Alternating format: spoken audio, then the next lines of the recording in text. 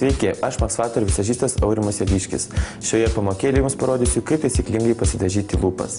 Jeigu jūs norite, kad lūpų dažas išliktų kuo ilgiau ant lūpų, pradžioje mes lūpas galime apvesti pieštuku.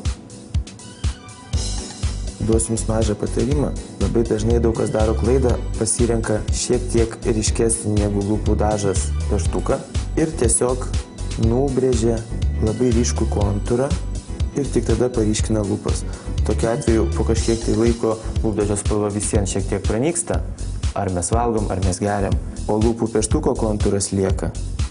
Jeigu jūs nenorite tokio nepageidaujamo efekto, tiesiog lūpų pieštuku apvedę lūpas, mes spalvą lengvai retušuojam per visas lūpas.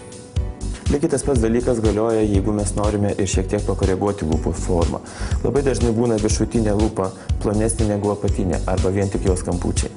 Tuo atveju mes pieštuku tiesiog dapiešiame trūkstamą formą, irgi gerai išretušuojam, tada pasirenkam mums patinkantį lūpų dažą.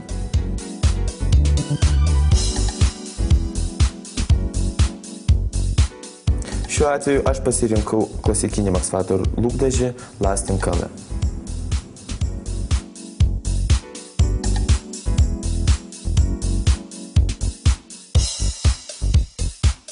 Kadangi lūpų pieštuką mes išretušavom per visas lūpas, todėl jūs matot, kad daug minkščiau pasidengia pats lūpdažis ir spalva išliks ilgiau, bet to yra vientisesnė.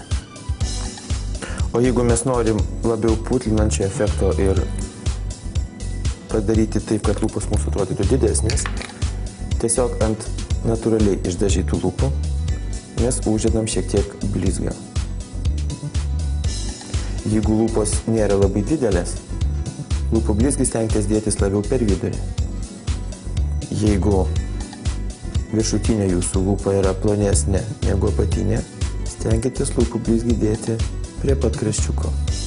Jeigu norit, kad tai atrodytų natūraliau, tiesiog pirštu šiek tiek paretušuojam lūpų dažą ir blizgį kartu. Lūpos atrodys natūraliau ir nesimatys ryškaus kontūro.